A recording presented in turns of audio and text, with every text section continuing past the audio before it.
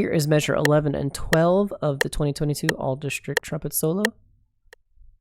Hardest part here for younger players is making sure that you hear the E, hear the A, and make sure you don't miss. Same deal with the F, A, D. You want to make sure that these notes are very ingrained in your head and that you don't practice wrong in terms of hearing the wrong pitch. Like this E could become a C very easily, so making sure you hear the pitch's slot. Playing above these notes often can help you with making these notes slot a little bit easier and open up so you have a bigger sound. Okay, mezzo forte here.